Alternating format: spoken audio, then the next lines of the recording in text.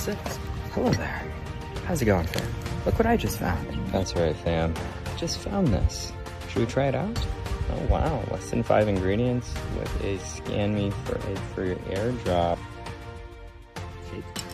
Here's the magic part, fam. Got it right here. Give it a go. Whew.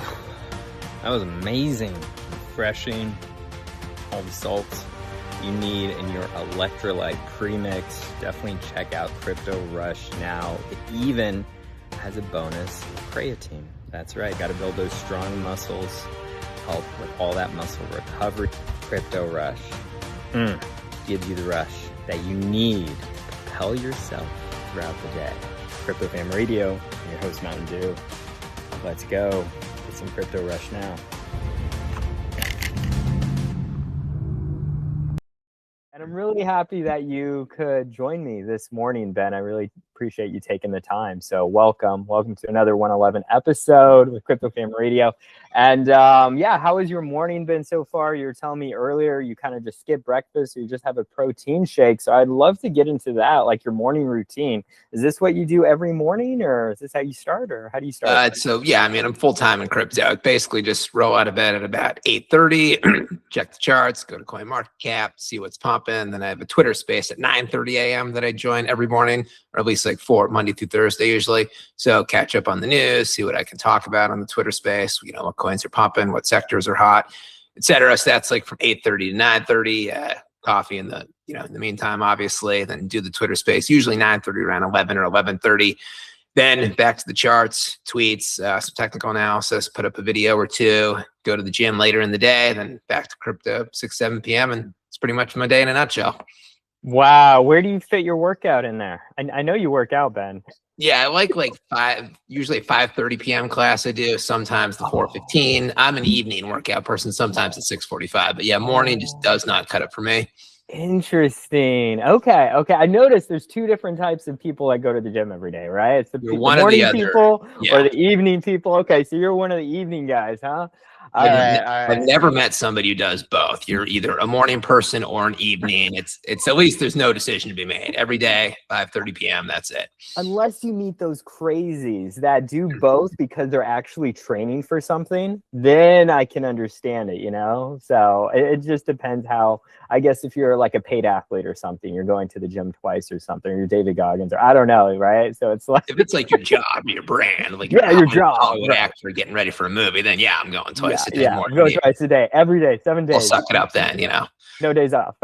Right, exactly. But no, I'm a morning guy. I actually got my run in this morning, so I did an easy 5 miles. I'm back in the training saddle. Actually, I just got sponsored for my next marathon, so I'm very excited about that, Ben. Nice. And I'm incorporating kind of with my brand and everything with Crypto Fam Radio. But anyway, it's not about me. It's about you. I want to go back to what you are doing with some of like, what are you, give me a little bit more background about Ben. Who is Ben Marks? Who is this guy from Boston? I know we got to talk to each other, finally meet IRL for the first time during eDenver. And I was just really, inspired by what you have going on. And also, you know, who you were able to connect with and kind of flow through the room and build conversations and build rapport with people. And I thought that was really valuable. So that's one of the reasons I decided to try to invite you over here. And I'm really glad that you accepted my invitation. So thank you. And you have the floor. Thank you. Yes, for all the viewers, we were in the same group chat going into Ethereum Denver. We had some of the same friends, and it's, you know, we hadn't met yet. So it's like, okay, where are you? What part of the conference you at? What table, et cetera. So yeah, it's good to finally put the face to the Telegram name. You never quite know who you're looking for. I'm Doc, so people always know who they're looking for. When I'm looking for somebody else, usually I don't know. Right. Yeah, but anyways, back to my story. So I'm from Massachusetts. I grew up out here, went to high school out here, went to college out here. Moved out to Los Angeles after graduation, partially to just kind of wanted to move out there, partially because I went to grad school eventually at USC, got an MBA right there. It's kind of more of an academic background like that. And after grad school, I worked in corporate finance for a bunch. I did worked at Sony Music Studios for a little bit, or Sony Movies, in their residuals analysis department. That was a little bit of financial analysis and a little bit of sort of auditing, that kind of stuff. Worked in Bank of America, worked for a lot of banks in their statistical analysis department. So kind of all over the place, mostly corporate American financial institution sector. So yeah, not really related to crypto, but I first found out about crypto in 2014, just was reading about it, going to the Reddit message boards for a few years, didn't pull the trigger on buying it then, obviously mad at myself. First bought it in 2017 though, so still pretty good when we had the bull run in the fall. 2017, crypto went from like 2,000 or 3,000 all the way up to 19,000. Started going to some meetups then in Los Angeles. Bought some, then sold a little bit of it too much, a little too much of it around 2019 when the market. I mean, nobody like held their crypto for years and years. You know, Right. kept some, sold a little bit too much of it. But yeah, I went to some conferences then, invested in some ICOs back then, bought some of the top 10 coins, bought like a diversified portfolio. So just sort of learned about the industry, wasn't working in it or anything. Then wasn't really involved in crypto from 2019 to 2022, and then rejoined in 2022. I always kind of knew I wanted to start a YouTube channel, start a Twitter channel, be more of an influencer, KOL, caller, whatever you want to call it. Because in 2017, that's how I learned about the industry. I was watching videos of CryptoLark, Chico Crypto, Crypto Bobby, you know, the real old school Data Dash, the old school people like that. So yeah, 2022, just pulled the trigger. Been doing it for 3 years now. For the first 2 years, I was full-time. I was not full-time. I was doing another job too, and just working for a company around here in their events management department. So kind of been all over the place with my jobs, and went full-time about almost a year ago, about 9-10 months ago. It's going very well. Obviously, the last 2 months, kind of a little disappointed with the market going down, but business has been pretty steady. So that's good. My following is growing steadily. And yeah, I've been going to a lot of conferences since then. I like to join a lot of Twitter spaces too. I mean, you know, just doing the videos, that's one thing. We need to sort of interact with communities, with the other influencers, with the teams, developers, etc. So that's where the conferences come in. That's where the Twitter spaces come in. And now here I am about 3.5 years into running my Twitter and YouTube channels. Have you always been a fast talker, Ben? Yeah, people have said that. Do I talk a little fast? I should probably slow it down a little bit. Yeah. I was trying to catch everything. I was taking notes. I'm like, all right, I'm gonna go back to that. I'm gonna go. It's hard when I talk to people and English is not their native language. Then I like Right. really have to slow myself down. Ooh. Anyone else, it's like generally Trips you okay. up. Like I caught it because obviously, you know, my native language is English, and usually I talk fast as well. So I try to naturally well, I'm a naturally fast talker, so I'm like, I try to slow down too. So how did you begin to understand how to communicate properly with people? Was this like in school, during college, or in your finance days, or how did you understand that communication was a really important asset that you had to work on with yourself? Probably through jobs. Obviously, you have class, a little bit classroom, and you know, you're doing giving presentations, taking grad school at USC, just tons of presentations, and we're not a public speak. You're always working in teams with people. A lot of times, people you don't really like, so that kind of just helps you build your communication skills and adapt to working with people you don't. Oh, it's a lot of dominant personalities in business school. Some you just like. That's fair.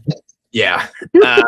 So yeah, that, and then on the job too, obviously any job you're going to be doing a lot of presentations. Just that's all jobs are. Corporate America, it's meetings. It's very little. It's not as much just route sort of work like studying for a test or writing a paper like in school. It's team meetings, taking down notes, and most people making phone calls. So the working world first and foremost, I would say. So corporate America, blame corporate America. Mostly, yeah.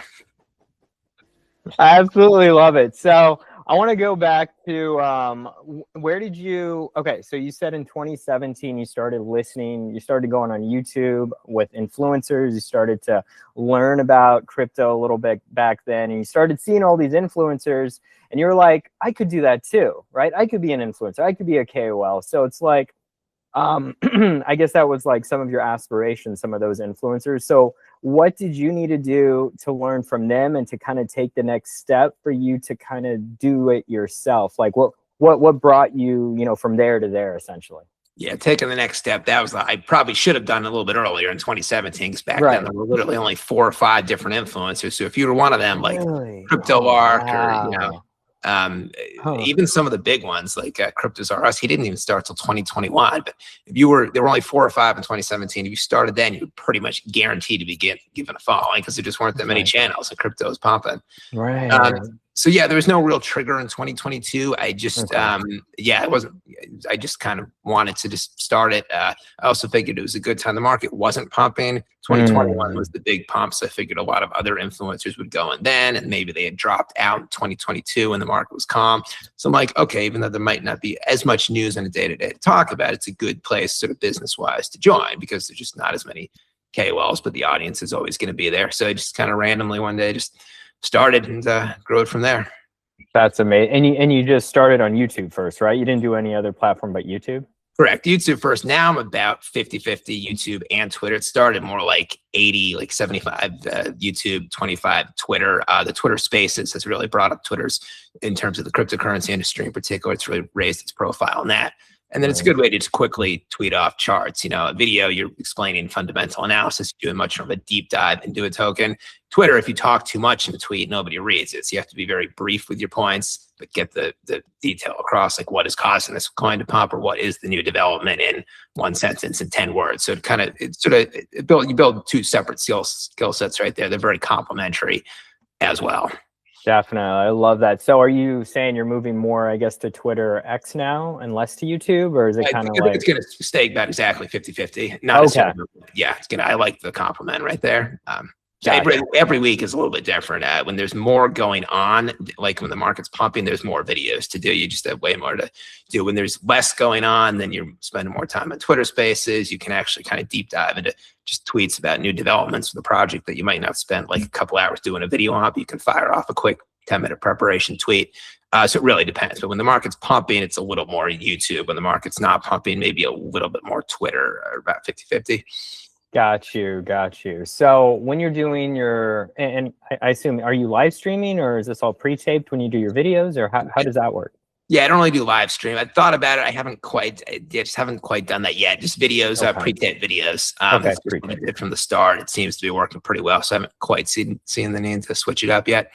Sure. And are you doing them on YouTube and then you're just doing them on X as well, or just focused on YouTube for the videos? Mostly just YouTube. A few I have also uploaded to X. It takes a lot longer to upload a video to X. The picture quality is great when you upload just a regular video onto Twitter. But so you want a shorter video, like a 2 to 3 minute video, I might upload to both. Most videos in YouTube, 8 to 10 minutes, that is much better, much more preferred for YouTube. No, on Twitter, they have short attention spans. Nobody's going to watch an 8 to 10 minute video, and it takes a lot longer to upload it. Right. And I know we've talked about TikTok. Yeah, I know you haven't pulled the trigger yet. So tell me about, like, what would get you over the edge for TikTok? How would you work it in your workflow, so to speak? Because, you know, I know you see the value, Ben. I know you see the value in it. So talk to me about that. I see yeah, it's just so much different than my 8 to 10 minute videos. Like if I was doing short form YouTube videos, then it would be, okay, sort of a similar skill set, 8 to 10 minutes to that. And it's a lot going on already with the long YouTube videos and the Twitter. So I'm definitely not opposed to it. It's just a little bit different than my typical skill set, and it's adding a lot onto the equation. You have to like specialize how much time you have and like which specialized tasks you want to take care of, but it's certainly a possibility. I'm, considering it. Yeah, and because I'm just trying to think of a good funnel for you. So what if, and this is just totally an idea, but what if you took those same videos and cut it like a portrait style through like an AI platform, right? And you do it between 3 to 5 minutes, right? And it's like, hey, if you want to learn more, you see the full video, you provide the link and it pulls them to your YouTube then. And so you can kind of get that funnel started on your TikTok. Are there good AI tools that do that? Yes, there's quite a few that I can refer you to that automatically do those cuts for you. So you can do that. So I'll totally shoot them over to you. One off the top of my head I know is called Flowjin, FLOWJIN.com, I think, or .ai, one of those. And that will literally just cut up your video automatically and give you actually the best parts of the video, and actually will give you a rating of how well the video will rate based off of views and whatever. I'm like, I don't know how it does it, just does it. So I was like, it's cool. It's cool. But and then you can crop the video. Like I said, if it's landscape, it'll crop the portrait automatically for you, and you can automatically have the captions. It makes it really easy. So I'll definitely shoot you over that. And then there's a few other ones. I think Descript is another one, Descript.ai. There's a bunch of great AI video tools for content creators. And so I think we need to we try to utilize those, right, and leverage those to try to get as many on as many platforms as possible. And this is what I've been trying to do with Crypto Fam Radio. I'm trying to leverage LinkedIn more and TikTok more, you know, and then also YouTube more. I'm not native to YouTube. You are. So I feel like I'm learning so much from your YouTube, you know, story because I need to like try to get my YouTube on more, you know. I'm like, I was primarily focused on X, and then I moved to TikTok, and now I'm like trying to leverage this podcast essentially to put on YouTube so I can get my YouTube numbers up. That's literally the only reason this podcast exists. So I'm just trying to like build up those numbers, build up that influence. And I'd love for you to kind of walk me through some of the content creation process, since that's what you literally do most of the time. You told me before you don't really live stream too much. You're mostly the content creator. So walk me through kind of like your content creating process for those who may want to kind of do what you do. Yeah, so it's about 2 to 4 hours total start to finish for each video, from the start of the preparation to when the video is live. Just depends. It's a lot of research, obviously. Just first find out which coin you want to cover for the deal. You just want a general news video, or is there one specific coin that is pumping that you want to cover that? Both videos tend to do equally well. They both fit with my brand. So if there's one specific coin that's pumping, it's going to go with that. Otherwise, I just do a general news video. Then go to Twitter, collect all what, you know, it's buzzworthy, you know, what I want to talk about, then kind of go to websites like Cointelegraph.com or Coindesk.com. Then you always want to get some print articles that also specify the news as opposed to just showing tweets. People like visuals. It's kind of hard to just talk like this happened, that happened. You can do that, but you need to do a little bit of also just show it in publication as well. So a lot of research like that to plan out the flow. What do I want to start with? What do I want to finish with? What do I want to conclude with? That first 30 seconds is always important. You want to know already kind of like what you're going to talk about, send for those 30 seconds that you can sort of summarize and end with a hook, like, and then I'm going to go over this, and it kind of surprised me, or you'd be surprised by what actually caused this to happen, etc. Because then that obviously makes people watch until the end. And then you just sort of start filming. Usually I film about 30 to 60 second clips at a time. Some people can, everyone's different there. Some people can just literally prepare a video and talk for 8 minutes straight. I'm not like that. I don't have that skill set. Some people need to stop every 5 seconds and splice it together. About 30 to 60 seconds. That's as long as I can talk and, you know, not be sort of stammering my words or pausing the words. I kind of, you know, firm emphasis on certain sentences, etc. So that's what I do. Then I do about 8 to 10 clips of those, 30 seconds, 60 seconds each. And then afterwards, just kind of put it together, put one frame with another frame with another frame, do the transitions, make sure there's no dull noise, maybe edit out a few specific parts. I don't actually have an editor. I know some people have hired an editor. They're on the payroll. I don't have one. There's a few videos I've sent to people to edit. But it kind of takes a while. It's a couple hours delay in your video, and then it's usually breaking news in crypto, so you need to get the video out immediately covering whatever the news is. So that's the only delay there. And then I just upload it and go from there and interact with some of the comments. I usually do 1 to 2 videos a day. If the market's pumping, it's usually 2. It can be 3. But when the market's not pumping, there's just not as much to talk about. So it's 1 video and then a lot of Twitter action at the same time. So that's probably the process, I'd say, in a nutshell. Perfect. And how do you market your videos? Just primarily through X, or? I just kind of upload them since it's been 3 years. So I kind of already got a big following right there. Gotcha. So I don't usually do a hype up tweet like I'm going to do a video on this or that. Sometimes I do. Sometimes I will also do a video tweet, as I mentioned, where I upload the video. Sometimes I'll just do a video tweet with the link to the video, etc. It has to be an extra important video where it's either already getting a lot of traction or there's something very important there that I want to make sure people see that video. Otherwise, I just put it on YouTube and people watch. People still watch, yeah. And so you do like what, at least 1 to 2 videos a day? Yeah, on the market? On average, about 1 to 2 videos a day. Yeah. And you've been doing this for how many years? 3 years now. Wow. Yeah, when I was working, it was just obviously just 1 video a day, very rarely more than that. Nowadays, 1 to 2, occasionally 3 if it's like a really busy week, but right now, 1 to 2 average. Gotcha. And so, okay, so this is a great question. So you were still working when you started doing this, right? Content creation. 2 years of the 3 years I've been doing it. First 2, I was doing it simultaneously. So yeah. Wow. So how did you fit that in your routine then? Because I assume you had a 9 to 5, right? Traditional corporate America job. So you do this like right after you got off work, or? Do the filming then? Yeah, it's a great question you asked. Obviously, you know, you're not really working for 8 hours a day. So you're going to be doing in the afternoon, especially you're going to be doing some preparation, going on your websites, and nobody's looking at your crypto stuff. Okay. I don't know. They're in crypto too. They like to, so if they see my chart on the computer, they just want to talk about it as well. Sure. So yeah, I would always have some preparation done by the time I was leaving work. So generally, I was just ready to start filming by the time the work day was done. I got home. So multitasking, basically. Right. And tell me a little bit about your film experience. Like, I don't, you don't have a background in film. So was that a bit nerve-wracking when you first started filming yourself, or how did that go? It's a good question as well, because I wasn't even really that versed in social media in general. I feel like girls, specifically attractive girls, they're going to be really versed in cameras and talking. Yeah, like me, I mean, I had an Instagram page. That's about it. I hardly post any pictures. So social media cameras were just, new to me. So kind of just a lot of trial and error, basically, to start filming. Always make sure to watch myself, ideally before I posted, just because you always sort of notice stuff. Maybe you didn't say this word right. You're leaning at an angle. You're doing too many hand movements, especially. Those are certain things that I have a problem with. So just watching myself, fine tuning it, becoming a good speaker. And then I've also found speaking on Twitter Spaces, it just helps your public speaking skills. There's a big audience there, so you just focus a little bit more on sounding good with what you say and your pronunciation of words. YouTube, you're just kind of talking to yourself, so sometimes you ramble a little bit too much because you don't really know how it's reacting against people. Twitter Space, if somebody doesn't like it or somebody cuts you off, okay, that wasn't good. So you kind of figure out how to actually talk well. Be better. Wait, okay, so this is a great question too. When did you start Twitter Spaces again? Was it in 2021? Right when so Twitter Spaces, they've only been around since 2021. They caught big around late 22, but I was doing my full-time job at the same time, so you definitely can't multitask. Twitter Spaces, a few at night, not really. So that was just right when I stopped working, which is about 10 months ago, April of this past year, 2025.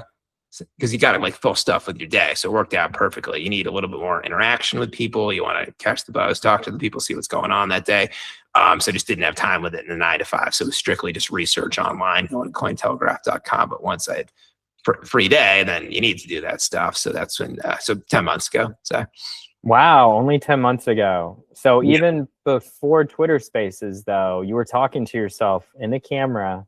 So, but you already had, but you've already had that natural ability to communicate with people through corporate America, right? You've done tons of speaking gigs, panels. Okay, so it was just basically getting in front of the camera and just talking to yourself and seeing yourself, and then also trying to carry a conversation with yourself.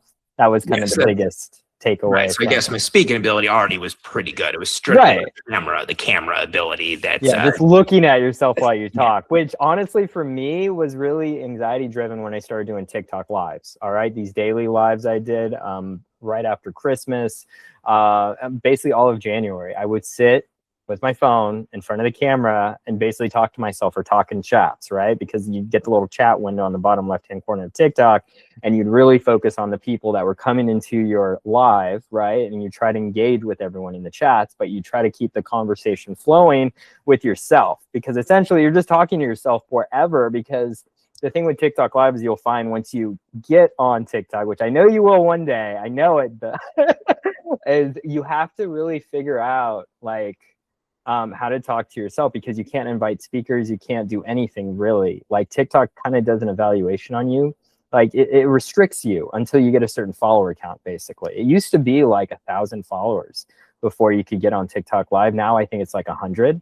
But even once you get that 100, you can't request for people to come. You can't talk to people. Like I said, they almost do an audit on your account to make sure you're you really want to do this or something. And once they see the consistency that you've been doing a few lives, then you can start figuring out what TikTok live is, the certain panels, how to bring speakers up, how to co-host. It is actually really cool once you kind of figure things out. And TikTok is actually way more complicated than you can imagine, right? And that's just doom scrolling videos every day, that you see every, freaking influencer do or Gen Zer do, right? So I honestly, in a lot of ways, it's very social, right? It's very different from YouTube, I guess, in that respect. It's almost like X. It's almost like X and X Spaces, I would say. More like X Spaces, but they don't rug. Yeah. They don't rug, man, and you don't have to dox yourself either, right? You can turn off your video. You can just have your little PFP spaces, and it's basically like a space, and it's not as ruggy or it's not as laggy as some of these spaces I find on X, But that's interesting you mentioned about X Spaces. Talk to me more about being on X for the first time and speaking in these spaces for the last year. You said about a year and a half ago you've been doing spaces now. So tell me a little more about that. Yeah, so the first time I did it was late 2022. I'd gone to a conference in Miami. I met some influencers with pretty big followings, Jake Gagan, Rodney, his name's Crypto Journeys, those guys.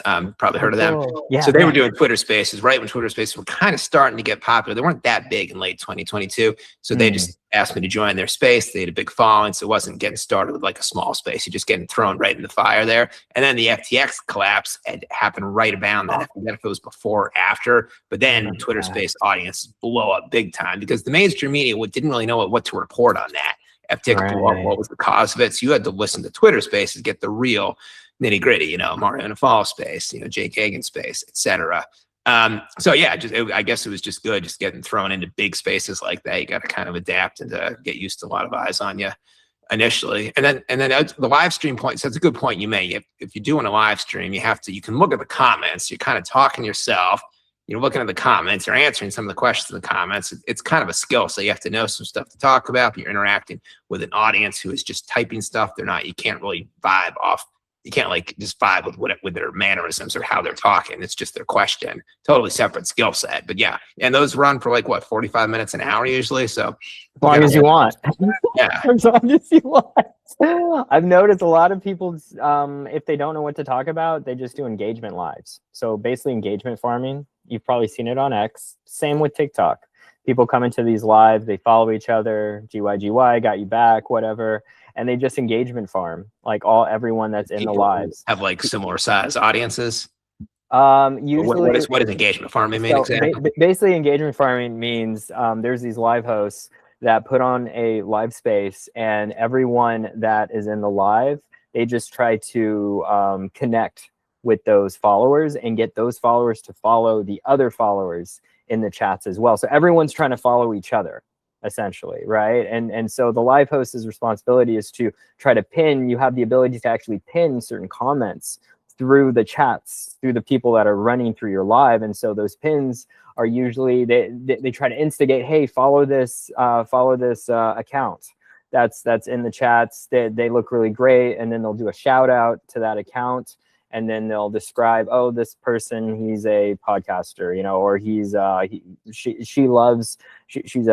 baby mommy who loves selling cookies or something. She's got a great cookie fest. Go follow her, you know, something to that, you know, in that respect. So they literally do this for hours, and I was able to grow a pretty big following through my account just because of these engagement lives. Because I would just sit in these engagement lives, and every time you follow someone, they follow you back.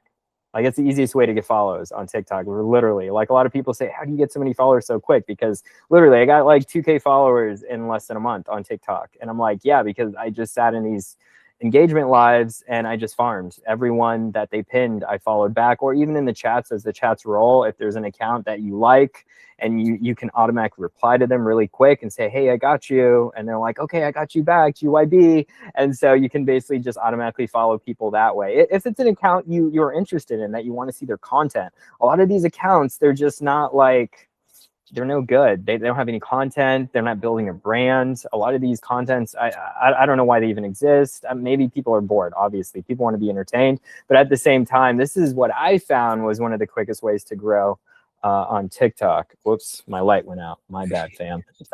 All right, we're back. My bad. I swear I have power. I swear. Do not live in a camper, I swear. All right, I'm in a real house. All right, so does that answer your question?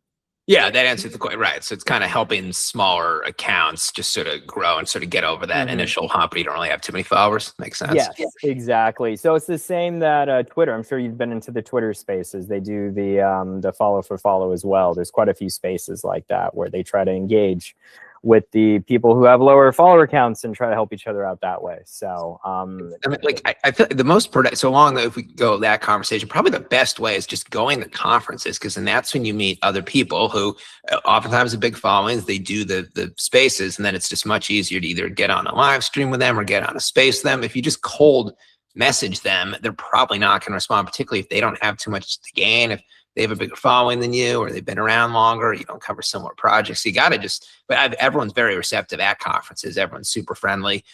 Sometimes it's hard to find people and it will pin them down, et cetera. And you got to follow through afterwards. But that's probably the greatest yield I've found in just growing your audience through getting involved with other people's communities, basically.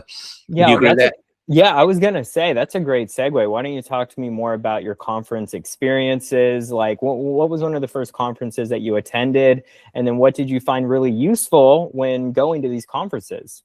Yeah, I've been going to conferences since 2018. So that's one of my area of expertise, conference marketing. They are way more fun now.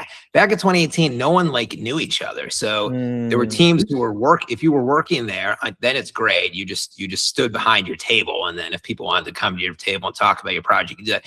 Otherwise, you just had to mill around. You didn't have any friends in the industry. You didn't know anyone. You would just talk to this table, talk to that table, maybe talk to a random person who was kind of, around the same table as you were. And then you just go and listen to a speech just because you don't have enough tables to talk to, whatnot. Nowadays, yeah, you do a little bit of that. There's some projects you see they're going to be presenting there, sponsoring, and then you definitely want to learn more about them. That was like Canner and Aztec at this past conference, Eve Denver. But for the most part, they're just more fun. It's just a great way to see your friends, meet new friends, meet people from Twitter Spaces you haven't met in person, and just kind of target other people that are generally going to be at a specific conference.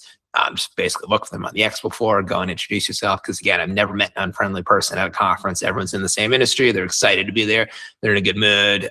You just have a lot in common with everyone. So you just start talking to people. You got to be good at the follow through. But yeah, so just going to conferences in 2018, that's probably just a lot of experience. You just learn how to basically just talk to, random people that you don't know, and then learn how to follow through afterwards. That's it just kind of comes with experience. That's, as a guy, I feel like you have to work. Girls don't have to do that quite as much, because guys always, whether it's a business sense or social sense, guys always approaching girls. The guy, you learn, whether it's business or you're approaching a girl, you have to just initiate conversations. You have to, kind of perfect that communication style. So going to conferences, especially in 2018, it helped a lot.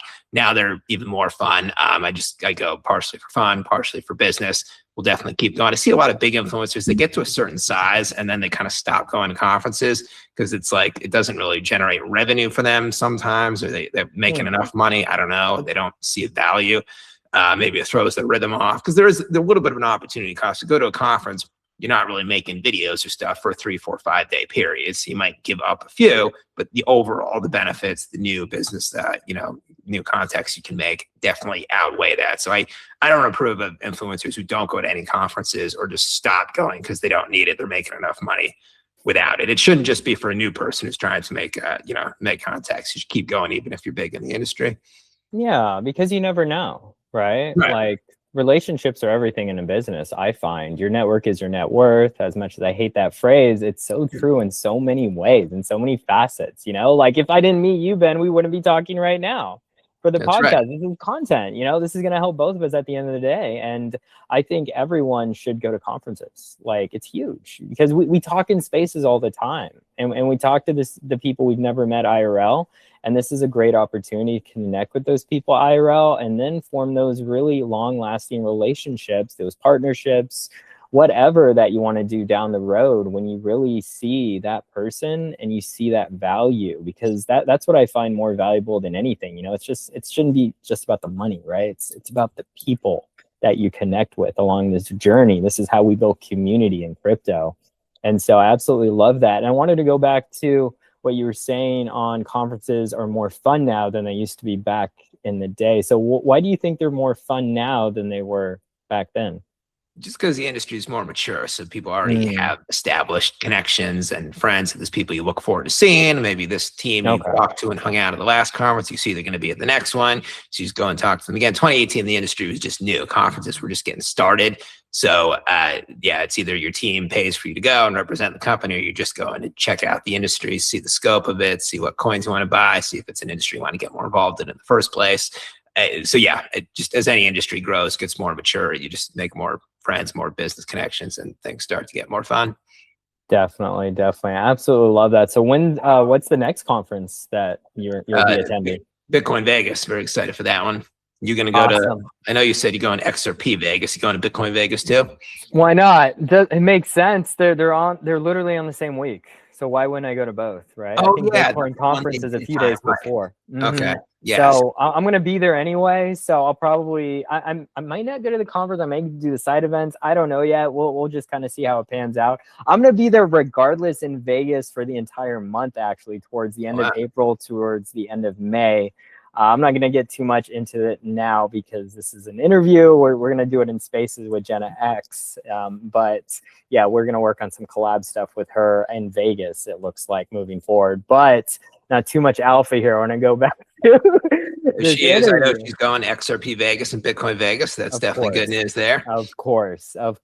You know, yeah. For Bitcoin Vegas, apply for a press pass. They're good about giving those out. Just go to the website. You don't need to be like huge or anything. It'll take like a couple days or a week to respond, but just find it on the website, apply for that, and get it for free. Sweet. Thanks. Some conferences are good with that stuff. Some are like really cheap. It's really ETH Denver's free forever, but for other conferences, Bitcoin Vegas, they're good about it. Okay, sweet. I will totally follow up. Yeah, I wasn't sure the process with that, but I will definitely look into it.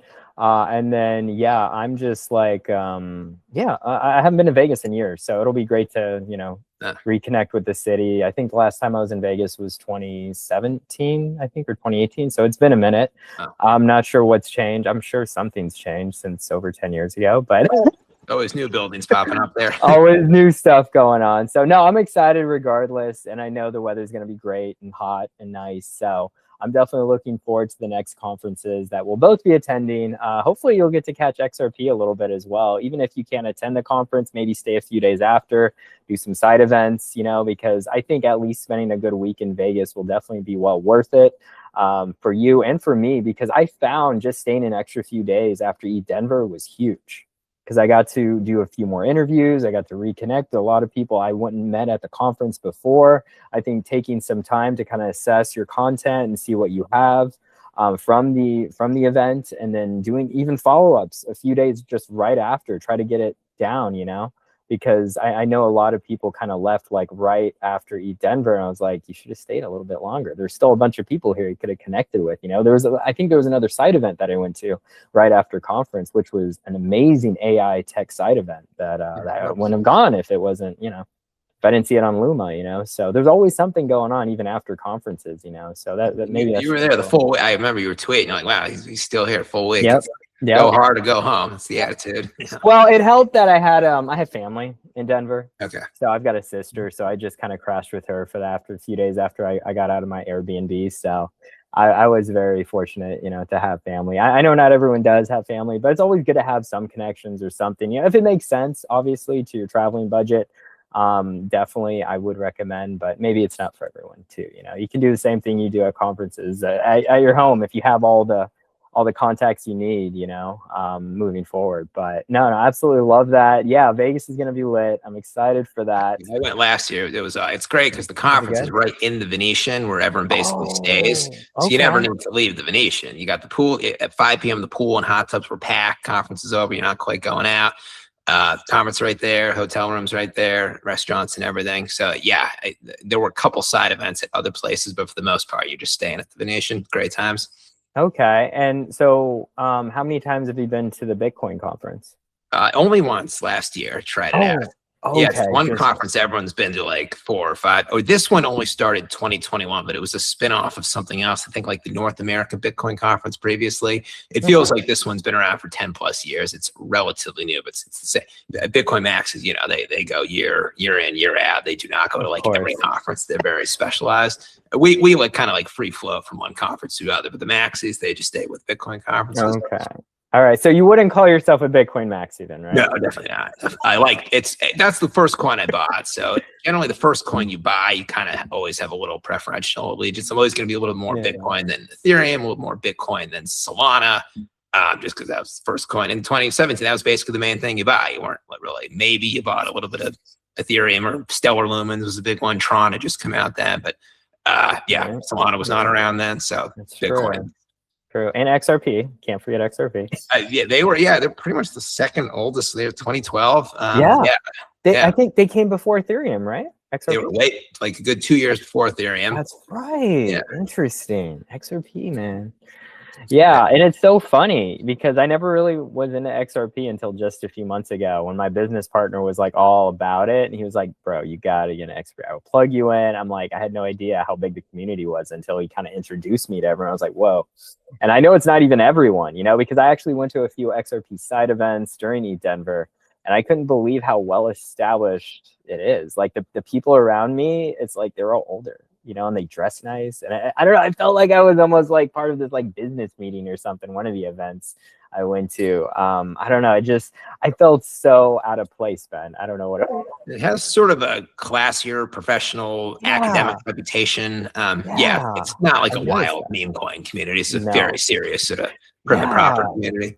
Yeah, it's like banks. It reminded me of like traditional bank finance. Like I could totally see you in that room. Like it's a top-down culture with these communities. So Vitalik, dresses like a slob, but that's him. So obviously the community is going to be very sort of casual. Brad Garlinghouse, he, I think Stanford, Silicon Valley. He's just prim and proper tech. Dresses all formal. So the community is going to be top-down culture. That's true. And then Solana. Maybe those guys, degens, bunch of degens. Yeah, Solana, right?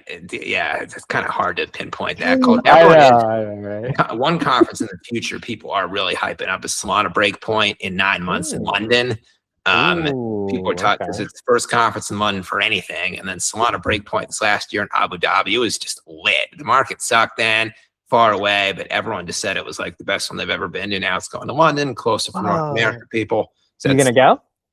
Yeah, I think so. It's not for 9 months. It's in December, but I think that might be my first Solana event there. Yeah. Okay, in 9 months in December. I might mark that on my calendars too. I don't know where I'll be in December. That sounds lit. I want to go. That's a quick plane ride to London. It's pretty accessible from anywhere in the U.S. So. Seriously, I know you could get one. I know Boston, very accessible. I was just thinking where I'm at in Florida.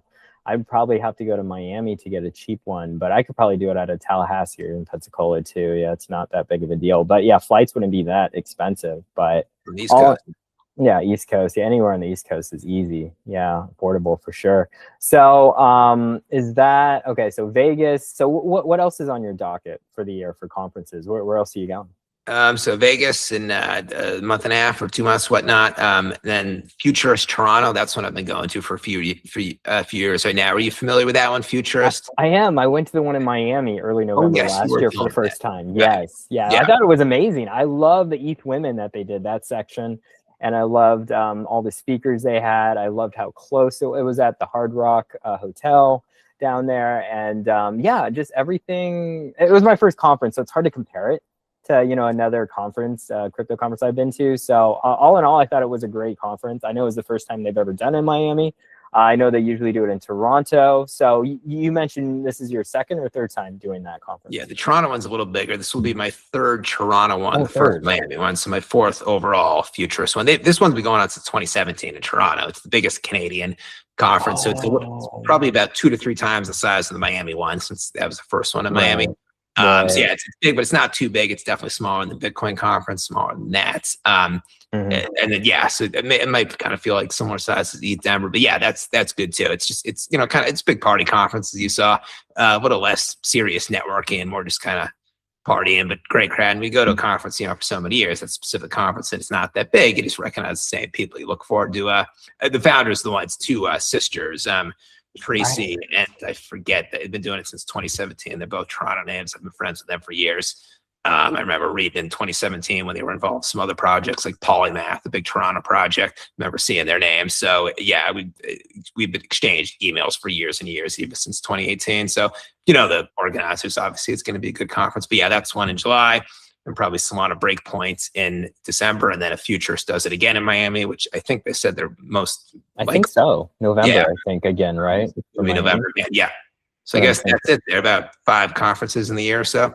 That's awesome. Good. Have you spoken at these conferences or done panel speaks or anything like that? Or I kind of stopped. And then there's also a conference in Boston. I also go to Boston Blockchain Week. I forgot to. That's a smaller one. But yeah, I used to in 2018. I spoke at 3 conferences. It's kind of a pain in you got to apply and you never quite know if you're going to get accepted. I kind of stopped submitting those applications to speak. Obviously, everyone knows they want people who are paying for sponsorship tables to speak. Now, there are always going to be some free speaking spots, particularly if people they know go to the conference every year. Maybe I will. Maybe for Futurist, I will try to.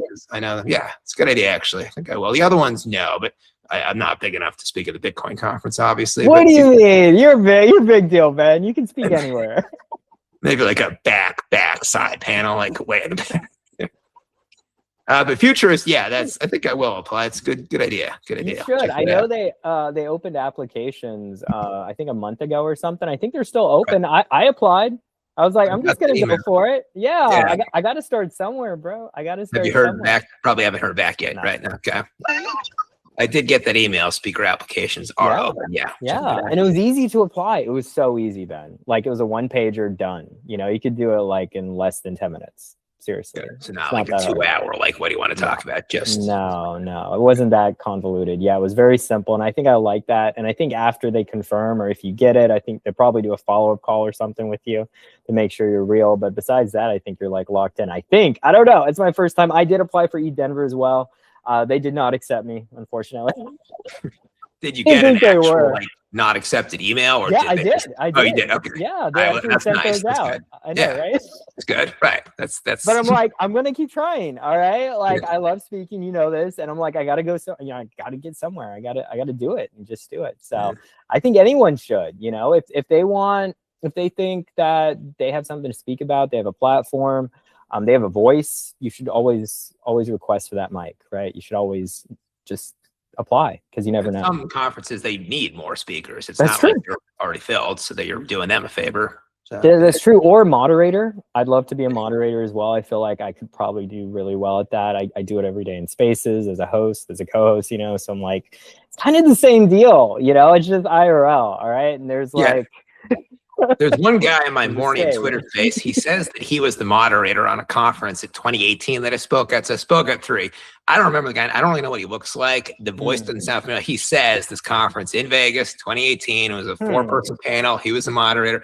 I was speaking, which is a possibility that applied to 3 conferences. So yeah, I guess we knew each other from that. So yeah. Interesting. All right. So I'm just saying, like, it's a skill as well. It's just getting on that stage is a skill. Just speaking about something you're passionate about. Not everyone can do that.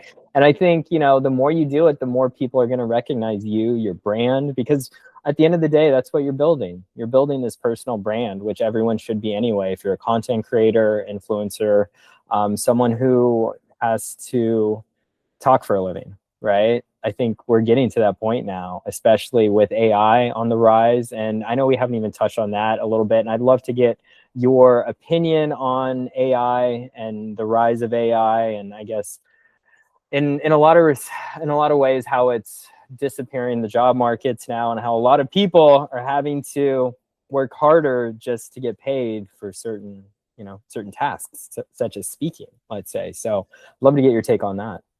Yeah, it's. I feel like in this day and age, people are talking about AI more than actually using AI. Everyone just wants to talk about like more on, not like you right here, more on Twitter. People just tweet about. Like, you don't need to tweet about AI in every single tweet, Right.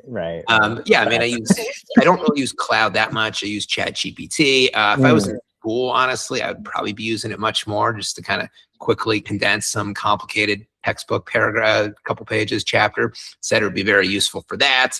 I've got my research down for crypto stuff and I prepare my videos. So AI, I haven't quite yet noticed too much that it could help me in that. Be changing up the routine a little. And then I'm always looking at AI coins, obviously. There is one, I gotta sort of forget the name of one. I got in a runner about a year ago or so. Obviously, any hot crypto sector with coins I'm going to be looking at. So AI was big about a year ago. Now there are some runners. It's not quite as big, but that's the sector I'm looking at right there. So yeah, that's I could probably get a little more versed in Cloud. I haven't quite used it too much, but everyone seems to give good reviews. So check it out.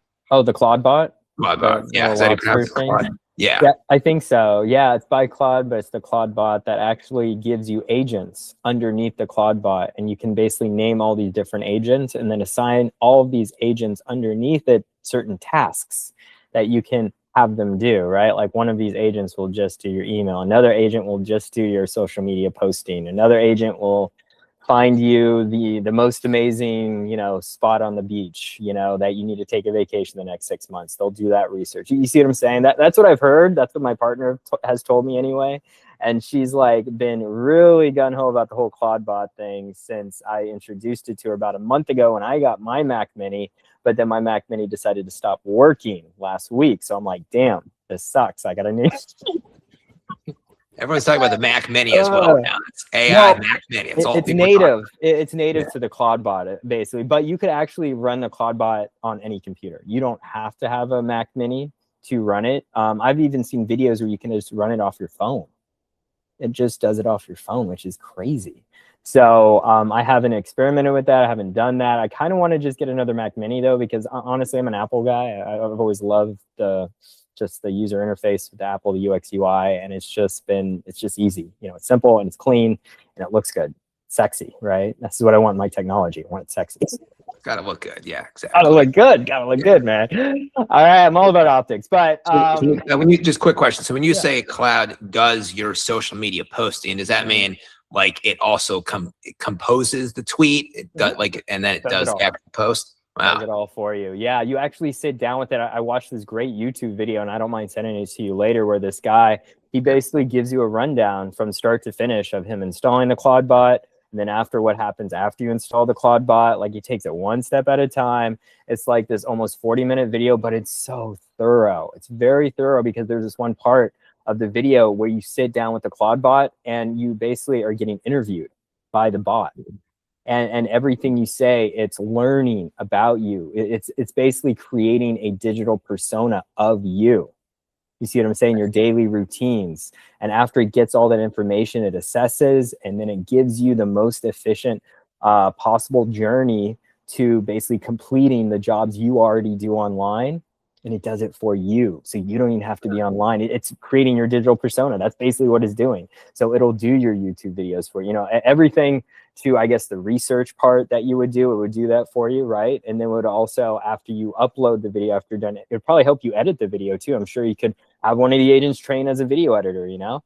And then all you would have to do is do your recording, you know, face recording, mic, whatever, and then upload that, and then it would cut the video for you the way that you told it to cut to you before. During the interview, it would automatically do all the cuts for you, and then it would automatically publish for you. It would ask you when you want to schedule this. You know, you tell them when to schedule, and they do it for you. And you could do this literally every single day, or you could batch it. You could do batch videos if it's not time sensitive. You could do it a week per time, and then just imagine how much more time you would have to do other things IRL. That's true. So the pros are, it saves a lot of time, and it does the research for you. Cons are, I guess, maybe you'll lose a little of your authentic voice. You might just kind of sound like the personality kind of goes away a little bit, but the material is there. There are some people on Twitter, I've noticed their tweets just start to sound a little too AI like. Yeah, you do have to. It's not perfect yet, Ben. And that's the thing with AI. A lot of people are expecting perfection right away. You will have to go back to your videos or to your copy or any type of creative to double check AI, make sure it does it right. But all in all, it's basically your digital PA. You could call it that you have to check on every once in a while. Okay. And then, you can't do 100% AI. It's got to be some AI, some just thrown, you know. But I think the research part of what you do would be huge. It would help probably speed that time a lot. And then even the post work, like you could still do your own webcam, you know, whatever, in front of the camera talking. Don't let AI replicate that. People want to still see Ben, obviously, but then have maybe another AI cut up the video in a certain way where it's still you talking head, but it's all the research it's gathered, it's done all that for you, and then it does all the cuts for you to the clips, and then the exporting and the scheduling and the posting and the publishing, and that's it. You know, so I could see it at least saving you half the amount of time that you spend in content creation. That's what I see just from what you've given me in the last half an hour. But I don't know. Maybe it might save you more time, or more than that. You know, you never know. So I don't know. Definitely look into it more. Yeah, you should, as everyone should. Because I think it's revolutionary, and it's here to stay, and we need to be using AI more and more with our workflows, because let's be honest, you know, like, it's a tool, right? And we should use it as a tool. We shouldn't be scared about it. We shouldn't have anxiety. I'm like, if you're scared about it, you should want to learn more about it anyway, because then you can see how you can control it and how you can leverage and put it in part and how to grow your business even more efficiently than it is currently, right? So it's a helpmate in a lot of ways. Really? Yeah. So I love it. I just need a new computer so I can restart the process again. But anyway, Ben, we're kind of winding down here. No, I lost my light again. Your fluorescent lights are pretty good in the background. Like I've worked. I appreciate that. And you always have to like add new ones. Like my background, I've been working like I always add something new or take away something. background is important. So yeah, you got some nice pictures there. That Oh, I green forest appreciate light. that. Okay. Just my freaking ring light keeps going out here. I don't know. It's not hooked up correctly to the right battery. All right, but it's hooked up to my computer now, so it's not gonna go out. It was because I'm gonna cut that part out too. But I appreciate you saying that. I've worked actually just moved into a new house, so I've just been trying to redecorate. This was very different about a month ago. And yeah, I'm curating the look of it. Also, I can actually change these lights. They were purple blue at another interview, and I was like, oh, I want it to be green this time. I want to promote, Ben. I don't know. You give me green feels. I don't know. Appreciate that. I'll take it as a compliment. Of course. Market's pumping today, so that's good. There you go. When the market's pumping, I have a rule of thumb. You just keep interacting with the people you've been interacting when it's pumping. I'm all about momentum there. You just keep go with the flow, basically. Right. Okay. Never disrupt the market momentum. Great. See, yeah, the market's pumping. Everyone was saying that in spaces this morning. I was in a few different spaces. People are like, oh, Bitcoin's at, what is it at now? 70K or 70 something? 73 now. And it has not, we have not woken up with a pump at months and months. There's been some afternoon, like it rises, but waking up, this is the first time ever. Everyone was in an ecstatic mood. It's only a couple $1,000s. Like, whoa, it's pumping in the morning. I never heard of this. It's crazy. Hype. It's all hype, man. Yeah, if you're in the morning space, I do Crypto Breakfast Club. Feel free to join that one anytime you want to. 9:30 a.m. to 11:30, Monday through Friday. Okay, Zach Humphrey, right? Yeah, you can request Mike. I sometimes do jump in his space every once in a while. Usually, what spaces do I usually do in the mornings? For a long time, I did Wake and Blake, DigiJoints. I was part of that community for a really long time. And dude, like, it was great because everyone went through his space and I was able to connect with a lot of different influencers, different projects, and then get them over to Crypto Fam Radio. So I actually used to really focus on him and Moon Queen. Moon Queen's his wife. And I developed a really close relationship with Moon Queen as well. And she is an ace when it comes to marketing. She's so smart. And I'm like, wow, this is amazing. You guys make it such a duo team. But besides that, yeah, there's a few other morning spaces. I think there's Scrooge's space, Ugly Duck Society, that I try to hit up. He's usually early mornings as well. Is Moon Queen the blonde girl, or is that somebody else? No, that's someone else. Okay. I think you're thinking of a different queen. I know there's a lot of moonbeams, moon queens, crypto queens. I know. They're like, guys, just change it to something else. Like, there's too many queens going on here. Like, I understand you guys. Like, you want to be known as queen. Right. What about? I know some princesses. I only know one empress. That's right. She does have a good name because it's like princessy, but it's like a name. No one else has called it. So.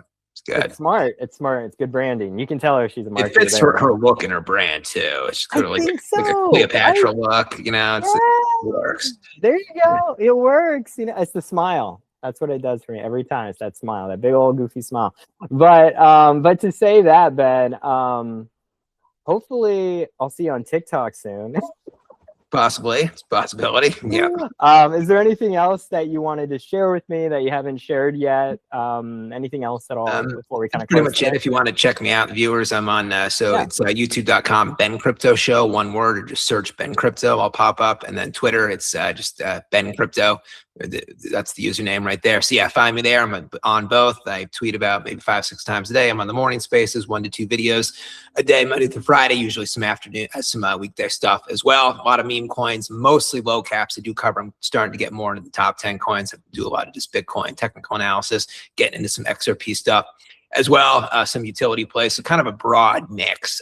Meme coins are still my specialty, but it's a bunch of different stuff. So definitely check me out. Videos are in the afternoon, and then Twitter stuff is mostly in the morning and early afternoon, and then evening I just kind of wing it. So awesome. Thank you very much for having me. And what should I call you? What is your real name? Or do you just go by Crypto Radio? You can just call me. I know, right? What's my real name? Yeah, Crypto Fam Radio. My crypto name's Dew or Mountain Dew. Because I climb mountains, I run up mountains, right? Do the do.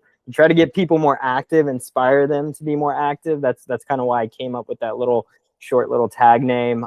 Real name's Donald Rosier. I've been doxxed many times. But to say all that, Ben, I've had a great time with you today. And just mention, what's your handle on YouTube again? I think you said it. Sure. So it's youtube.com, Ben Crypto Show, one word, no like hyphens or anything, just one word, Ben Crypto Show. Okay, so no other Ben, huh? You're the only Ben crypto show there. You'll see Ben Cohen and BitBoy Ben Armstrong. Thankfully, now that BitBoy is gone, I'm kind of moving up. So now I'm the number. I should be the number 2 Ben that pops up. Ben Cohen, he's a big Bitcoin technical analysis, and then Ben Crypto used to be BitBoy above me, but he's inactive right now. So now I think I'm above him. There you go. So Ben Crypto Show. We're moving up Ben rankings there. Moving up. Got to move up, fam. So yeah, appreciate your time again being on this podcast. And yeah, we will see you next time. Ben, much love, fam. And yeah, I'll see you on X soon. Yeah, I'll see you. Anyways. I'll see you in half an hour on the XRP space. I'll be there with you again. And thank you very much for having me. It was definitely a pleasure. And let me know when you get all this uploaded. And I'm looking forward to seeing it. Yeah, probably about a month. But yes, will do, Ben. Take care and have a great day. Happy Wednesday. Thank you. You too.